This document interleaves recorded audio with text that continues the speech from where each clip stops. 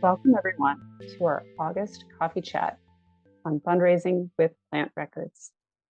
For those of you who do not know me, my name is Laura Knudsen Murray. I am a GIS coordinator and community outreach assistant for IrisBG. Our presenter today is Lynn Swain, the development director for Cornell Botanic Gardens. And listening in on the call today is Raven Rustin, who is the founder and CEO of IrisBG, and Shanna Jones, who is a community outreach assistant for IrisBG. As with all of our previous coffee chats, they can be found in the Knowledge Library in a category Articles and Presentations. You can also follow the topic IrisBG Coffee Chats and be notified via email every time something new is published. Our presenter today is Lynn Swain. She has served at the Cornell Botanic Gardens as Director of Development since October 2016. She has also served as the membership director at the Cornell Lab of Ornithology and the membership manager at the Isabella Stewart Gardner Museum in Boston. Prior to her work with gardens, she has had a career behind the scenes in museums, serving as a registrar in Winther Museum near Wilmington, Delaware. She has an undergraduate degree from Tufts University and an MBA from the University of Delaware. Lynn is someone who truly understands curation and the many aspects of collection management at an institutional level. She is a wonderful resource, and we're very glad to have you here today, Lynn. Coffee chats are for you. Get in touch if you would like to get community's input on something, or if you have a topic you would like us to address. We could also create a demonstration of its functionality. There isn't a format for our coffee chat, so please get in touch with us if you'd like to present a challenge, talk on a topic. It can be anything big or small. Hopefully you will make new connections here today, and together we might become a little bit wiser.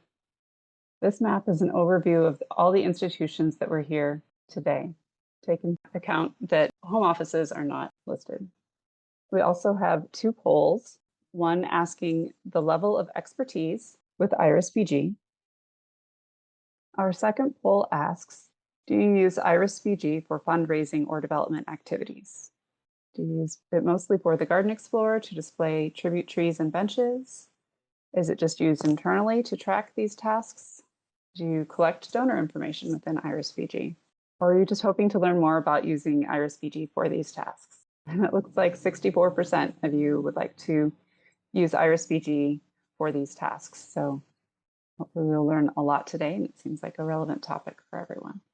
Without further ado, we will hand the presentation over to Lynn.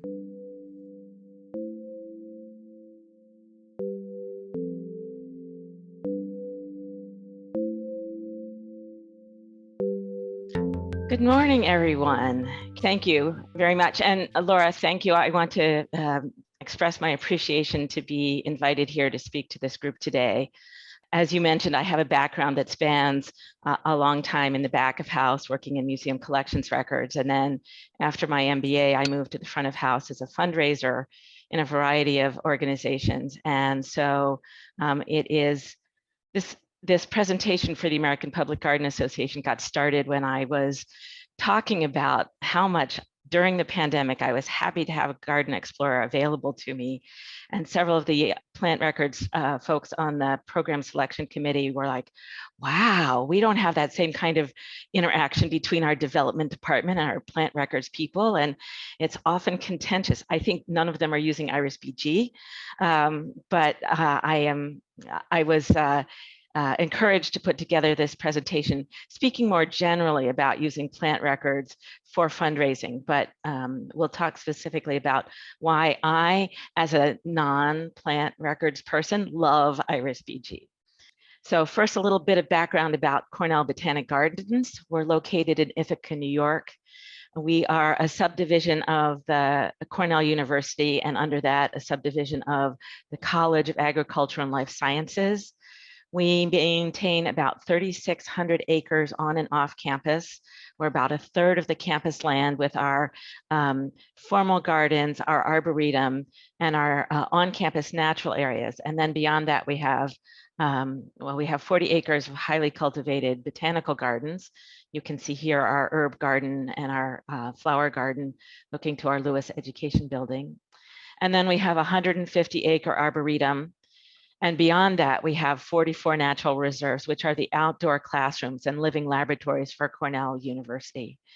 We have about 70,000 visitors and about 1,500 members altogether. We maintain the iconic landscapes which are central to Cornell University, the gorges and Beebe Lake, which you can see in my background here. We have about a $3.5 million budget, and we generate about $500,000 from membership and annual fund support.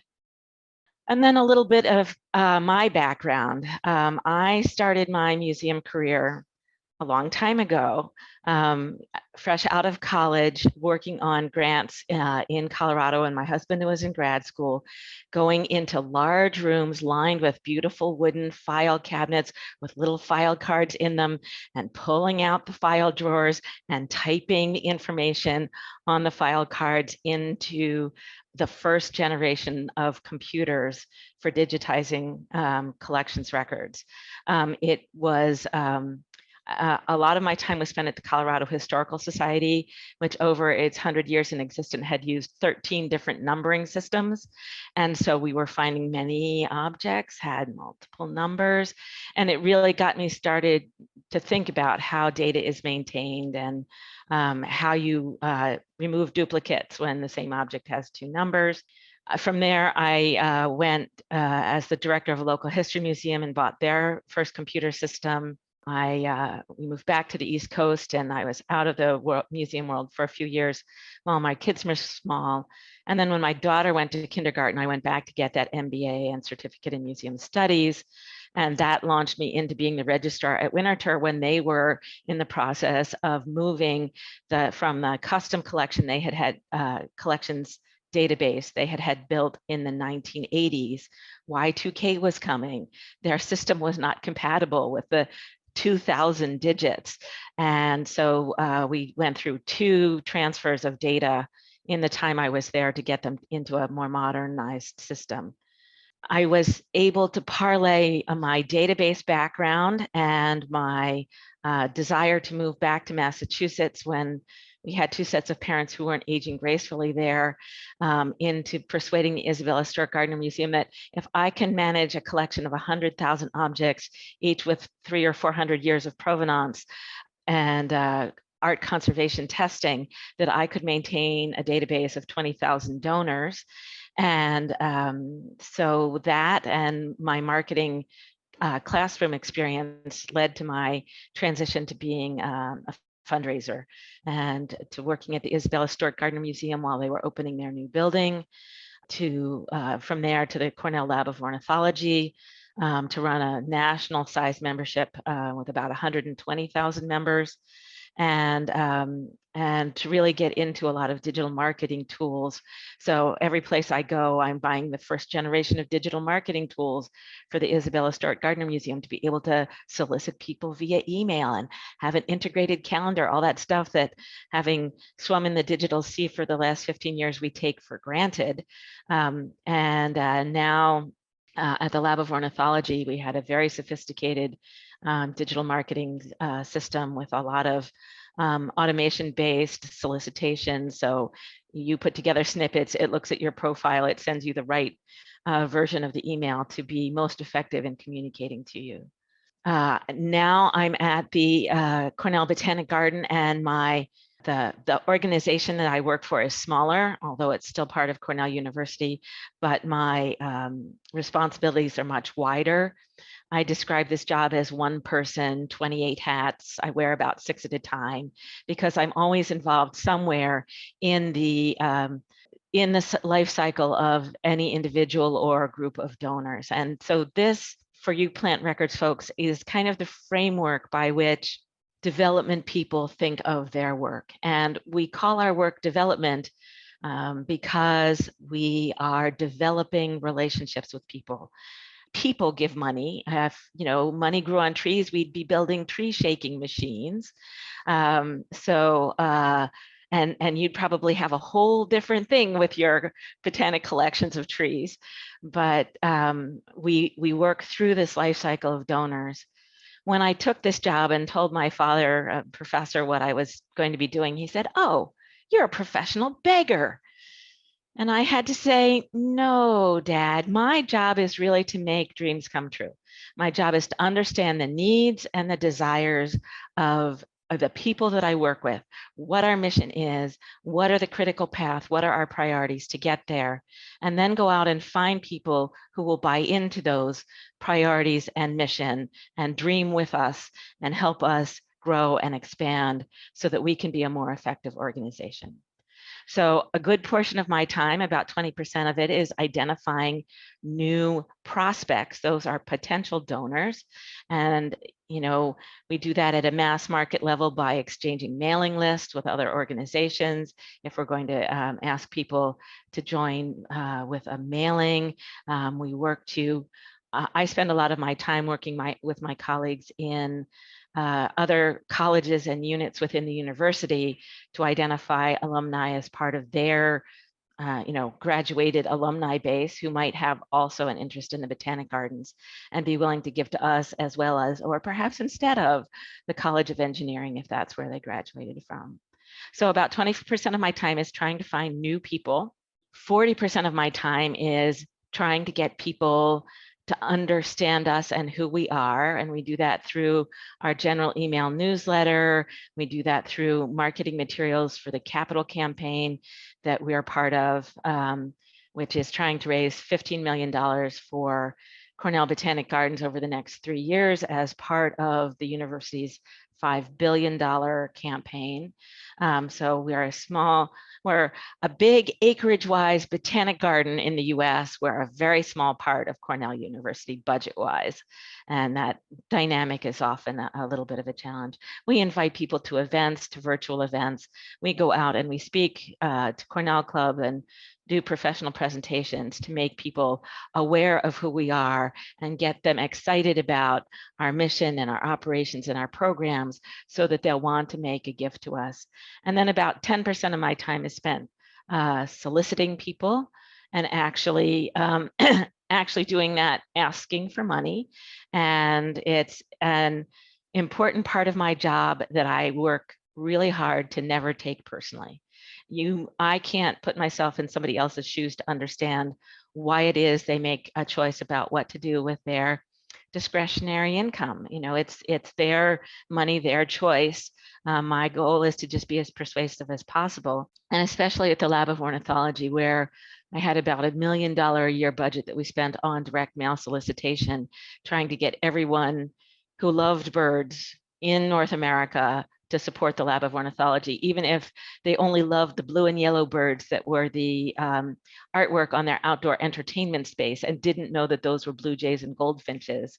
The goal of getting anybody who cared about birds involved with that organization meant that we would get about a 1% response rate to our mailings. And that was great because we were highly profitable at a 1% response rate. But it does mean that 99% of my work was going straight into somebody's recycling bin. And I learned to not take it personally if anybody says no. Cornell University has a pretty high response rate for our larger level proposals. We get about 1 in 3 of them funded. But that means, again, 2/3 of my work is cultivating, exploring, writing proposals, and not necessarily realizing cash. And then the last third of my work is spent on stewardship, which is thanking people for their donations, organizing an acknowledgement event, doing project reports, providing digital membership cards. So I really span from $25 donors who want their membership card so they can use it. Well, $25 members wouldn't qualify, but the higher level members qualify for that reciprocal membership, which then allows admission to many of your gardens, to multi-million-dollar donors who will be endowing positions in our garden in order to sustain us for the long term. I spend a lot of my time working in that kind of middle level between the $25 member and the $1 million donors, working on memorials and tributes. These are gifts given in honor or memory, and Cornell Botanic Gardens has a standard program for trees where the gift level is $5,000 and benches where the gift level is $25,000 for a 25-year time period to have a tree or a bench dedicated to a particular person or sometimes pet. These are that price range is standard across the Cornell University campus, and we share the responsibility. We manage those that are installed directly in Cornell Botanic Gardens, and our approval process is a little more streamlined, but we now work very closely with the campus landscape architect and my colleagues in Alumni Affairs and Development's Donor Relations Department if the Cornell Botanic Gardens is not the right place for someone to make their tribute gift, to help them get a place on the Ag Quad, or if somebody calls up thinking about the Ag Quad but might want to give to the Botanic Gardens, we've got a really good cooperative program going there. And these gifts are, to the surprise of some of my colleagues in the university who work with major gifts, $100,000 or more gifts, where the donors are used to being philanthropic and it becomes a more business-like transaction. They're surprised how time-consuming these can be. Oftentimes, from my perspective, it's the first time somebody's giving a philanthropic gift. And so for them, a $25,000 bench is a big deal. They've only ever given any nonprofit $100 before. It's intensely personal and deeply meaningful. I spent a day last fall walking around the gardens with a gentleman who was weeping about every 5 minutes as he remembered his most recently deceased wife, and telling me about her very last day she was alive and how they walked around Comstock Knoll and looked at the various benches dedicated there, and how her comment to him was, wow, these people must really have been loved. And what he wanted more than anything was to put another bench for her on Comstock Knoll, but it's full, there's no space for another bench. So we spent a lot of time trying to find the right place for him to memorialize his wife. And they had a family gathering on the anniversary of her death just this past June. The planter was installed. It's in the right location where it's highly visible. He really wants many, many people to know that his wife was loved by seeing her name as they walk past. And so it is a highly emotional process often. You know, that took some getting used to, but it is deeply meaningful to me. I thought, oh my gosh, I'm going to have to deal with all these people talking about dead people. This wasn't going to be the pleasant part of my job, but it's really listening to the story of people's lives. And that is intensely valuable for me, to just listen with an open heart and hear about their individual experience. And to be quite honest, memorials and tributes are highly lucrative. $5,000 for a tree. We make sure to pick one that's healthy. We try not to plant new trees. We try to select a young tree that's currently in existence and hang a tag which costs us less than $10 on it. And our benches cost about $2,000 to produce, so that other $23,000 rolls into our coffers. And we use it partially to make sure that all of our benches are maintained throughout time. But the rest of it goes to general operating support and pays our staff salaries. So how do you find out about it? On our website, we talk in more detail about a tribute tree and that it's a living honor, and the special tag that goes on it. We talk about the benches as a place to relax, and we're really clear about the terms. These terms changed in 2014. Before that, there was no defined term. And so we've met a couple donors who thought their benches were who gave before 2014, who thought their benches were going to be dedicated in perpetuity, and had to navigate through that. What we will do is at the end of 25 years, or if the bench is in disrepair, we will contact you or the next of kin and ask if you want to extend the bench for another 25 years at whatever the price for a bench will be 25 years from now, assuming that inflation will gradually adjust that $25,000 price to a higher level, where perhaps the relative value would be the same, but the dollar amount would be different. And so where do plant records come into my daily work?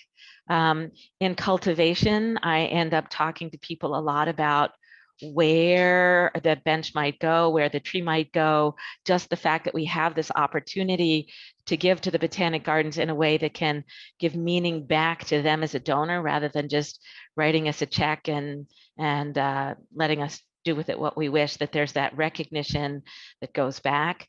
In solicitations, we do talk about that. And, I end up writing a formal proposal for every bench that's or tree or grove that we set up. And then especially in stewardship, those thank you calls, those letters, those project reports, and the follow through. I at least once a month get somebody who says, I think there's a tree to my grandmother. Can you help me find it? Or I want to come back and visit, and we want to have a family gathering. So all of that follow through, all of that developing those deeper relationships with those donors is a really important part, because often then they will turn around after they've made that gift and become members of our organization, or find other ways of providing ongoing support, learning about other projects we have. So that stewardship is a really important component of it. It's about a third of my time, and those memorial are a large portion of that. So I want to express my IrisBG gratitude. I have a gratitude practice as I sit every Friday morning and write thank you notes, individual thank you notes to many of our donors. And I wanted to bring my gratitude practice to IrisBG. I want to thank the software developers who developed a tool that a non-plant person can use with a very easy to operate web feature. I want to thank the former director of horticulture who wrote the IMLS grant, who paid for IrisBG. I want to thank IMLS for funding that grant. And I really want to thank Sarah McNall, who was our plant record specialist, who did the 2-year deployment and took the effort to put in all of the detailed information about our memorial gifts. And I want to thank our web developer who went through the process of making Garden Explorer available so easily on our website. So you guys don't need to know about IrisBG because you're already users. When I was speaking to APGA, I did talk a bit about other softwares, some of which make this process very easy, many of which I hear from my development colleagues do not. And what they have to do and what we had to do before IrisBG is my assistant would call on the phone our plant record specialist, who would print out some kind of paper map with a CAD thing, which would show us where possible plants are. We would have to go out and walk the site, first to find them, second time walking the site with the donors, and then figure out which tree was going to be dedicated or where the bench was going to go, come back, and then very manually put all that information into the system. And here's where we are now. The IrisBG Garden Explorer, the graphics and colors have been chosen to map onto our website, and I can switch over out of my slides and show you the live interface at the end of the presentation. But it has the graphics that look like the rest of our website, and is a welcome. And then you can search, and I'm going to use an example of a conversation that I had a few years ago. A gentleman called me up and said, I'd like to give my parents something for Christmas. They're 93 and 95. They live in the retirement community in Ithaca. I live in Southern California, and my dad used to work at Cornell. And while I could give them a bench, I think I'd really rather give them a grove of trees. And, they love flowering trees. And, could you help me figure out what we could do for something like that? And so I thought of our crabapple collection, and the first thing I did was search our crabapple collection to see if we had 5 trees that we might be able to dedicate. And yes, we have plenty. We have 97. So then he said, the important thing is that they need to be located right next to the parking lot, because my 93-year-old mother has a lot of mobility issues. And even with her walker, she can only get a few steps from the car. So it turns out that our crabapple collection has a number that are located right next to the parking lot. I could just easily search by location by clicking on those individual trees to come up with this one, which is right here, right next to the parking lot, and put together a short list. I do ask our arborists to go out and look at trees before I share that information with donors, but it makes our arborist search much more concentrated and efficient if I can do this homework ahead of time. And then we were able to pick 5 trees, and the information, they had the best time. He flew to his sister's house in Iowa where they all gathered for Christmas and gave his parents the present of 5 trees, and their face just lit up, and they spent the entire winter trying to figure out who each tree was going to be dedicated to. It turns out that his parents both grew up in Ithaca, which is pretty unusual for somebody in their 90s. Ithaca was a much smaller town then. His parents are 2nd generation Cornellians. So he's a he's a 3rd generation Cornellian, and his children and nieces and nephews are 4th generation Cornellians. So they decided on one tree for each of his parents' ancestors, their parents, their siblings, and they spent a lot of time researching who had graduated from Cornell and other colleges since then, because they graduated in the 30s and 40s, and it was really unusual for a family to all have multiple degrees from multiple academic institutions at that point in time. So there's a tree to the parents and the parents' parents, the grandparents, and the parents' siblings.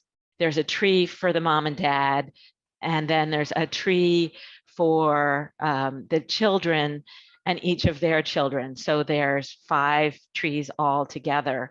And that information is now easily identifiable, that this is a Dorothy and Jim Spencer tree, and it was a gift from their 3 children. And so anybody who goes online can see that that information is immediately available. And they're just very happy that this grove of trees is recognized in this way. So we also, Sarah McNall took the time to just, beyond putting in the Mooney bench. So when I Google Mooney, we have a photograph of the bench and its dedication. So when a donor calls to say, where is my uncle's bench? I can go online, do this very simple bench search, Mooney, come up with a picture of it and the map of it, send them the live link so that they can zoom in and out on the map, see where it is, see what they're looking for. And especially during the pandemic, that was really critical because my offices were remote for over 2 years. And so being able, the gardens were open, people were allowed in, we're free, we have no fence. There was really no way we could keep visitors out, but the university was shut down to visitors. All of the staff that did not need to be on site in a student-facing role was off-site. And so I could do all of this donor stewardship and consultation without having to leave my home office. So I just have a couple takeaways. I don't know whether there are any development people on the call, but in the APGA audience, I had a mix. So I would start with your plant records, some ideas for you. Be kind to your development team. When they call you up, they're asking for help locating plants, locating memorials, to be able to keep the conversation going that brings money into the organization. Do your best with the data on memorials. I know not every IrisBG installation may have all of the memorials documented as well as ours are, and that really makes a difference. At this point, Cornell University, the University Landscape Architect, is thinking about using our IrisBG system and hiring somebody to load in all of the rest of the trees and benches on campus so that there can be a one-stop shop for anybody interested in memorials on the anywhere on the university grounds. And that will make his team's life a lot easier, because for the rest of the university, they're still looking it up in a database that's not accessible to the donor relations people, and printing out a paper map and walking around campus. And so they're encouraged by this. Remember that the bench you sell may support your salary. And if you can make it self-service for non-technical staff, I have a bit more database background, but I am not a horticulturist. I do not speak plant Latin. And so my ability to look up crabapple and get the listing of all the malus species that we have in our collection is really helpful to me, because most of our donors are not going to speak scientific names either. And then if there are any of the development people on the call, I would say, develop a relationship with your plant records people. Take them out for coffee. Encourage conversation across silos. Don't just call them up when you are in an emergency and you need this information for a donor in the next half hour, and then be angry at them. Why don't they have it? Why isn't it easy at their fingertips? Really take a chance, take the time to get to know the state of the plant records data and what they can and what they can't give you, because it's not the primary portion of their job. And, they're there to help you out. But you could write a grant for a plant database system, or for, adding that Garden Explorer module into IrisBG. And it could then become self-service for a non-technical person like you.